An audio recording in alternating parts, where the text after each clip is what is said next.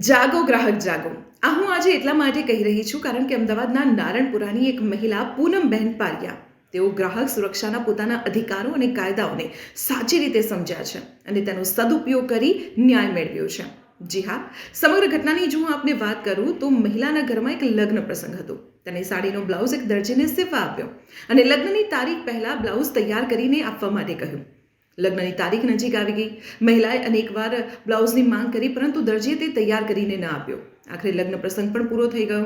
છેવટે મહિલાએ તેને નોટિસ ફટકારી, છતાં દરજીએ કોઈ જવાબ ન આપ્યો.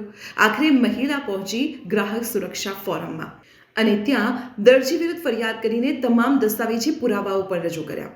હવે ગ્રાહક સુરક્ષા ફોરમે પણ દરજીને નોટિસ ફટકારી પરંતુ તેનો પણ દરજીએ કોઈ જવાબ ન આપ્યો અને આખરે ગ્રાહક સુરક્ષા ફોરમ દ્વારા ચુકાદો સંભળાવવામાં આવ્યો અને મહિલાએ જે બ્લાઉઝની મટીરિયલ હતું, તેની જે સિલાઈની કિંમત હતી, તેની સાથે 4,300 રૂપિયા અગાઉ જે ચૂકવી દીધા હતા તે રકમ પરત આપવા માટે આદેશ કર્યો. આ સાથે તેના ઉપર માસિક 7% વ્યાજ ચૂકવવાનો પણ આદેશ કર્યો છે.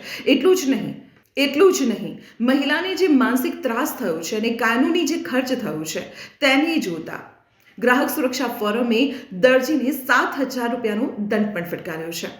તો ગ્રાહક તરીકે તમારા અનેક અધિકારો છે અને તેને લઈને તમારા અધિકારોની સુરક્ષા માટે કાયદાઓ પણ છે. ત્યારે આ કાયદાને મહિલા સમજી છે અને તેનો સદુપયોગ કર્યો છે. અને એટલા માટે જ હું આપને કહી રહી છું કે જાગો ગ્રાહક જાગો અને ગ્રાહક તરીકેના પોતાના અધિકારોને જાણો.